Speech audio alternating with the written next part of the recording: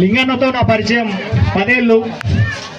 ఎక్కడో వరంగల్లో PDSU రాష్ట్ర మహాసభలు జరిగితే అక్కడికి వెళ్ళినాం. ఈ ఎర్రజెండా వెలుగులో మేమిద్దరం స్నేహితులమైనాం. ఆ 10 ఏళ్ళుగా ఎన్నో పోరాటాల్లో ఎన్నో ఉద్యమాల్లో మేమిద్దరం కలిసి ఉన్నాం.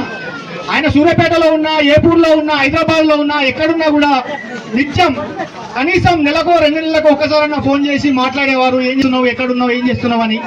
అంటే లింగన్న అంటేనే ఎవరితో అయినా, నేను ఆయన కంటే 3 ఏళ్ళు చిన్న, ఆయన నేను లింగన్న అనేది, ఆయన కూడా దానికి రివర్స్ గా నన్ను అన్నా అనే పిలిచేది. అంటే నన్ను ఉదయం పిలవచ్చు ఆయన, కానీ అలా పిలవకుండా ఉదయం అన్నా అనే పిలిచేది నన్ను. అంటే ఎవరిని ఎలా గౌరవించాలి, మర్యాద ఎలా ఇవ్వాలి, పెద్దలైనా పిల్లలైనా తను ఎలా చూసుకోవాలనేది లింగన్న దగ్గర నేర్చుకోవచ్చు. లింగన్న అంటేనే ఒక స్నేహం కనిపిస్తుంది.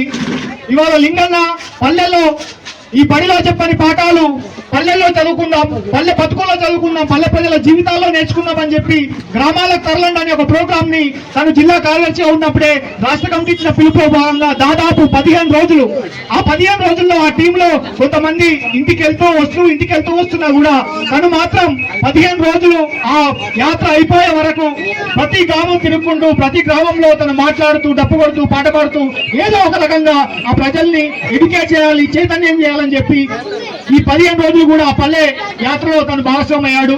తాను లింగన్న PDSU నాయకుడిగా, పార్టీ నాయకుడిగా ఈ సమాజంలో ఉన్న అసమానతల మీద, ఈ సమాజంలో ఉన్న అణచివేత మీద తను పోరాడాడు.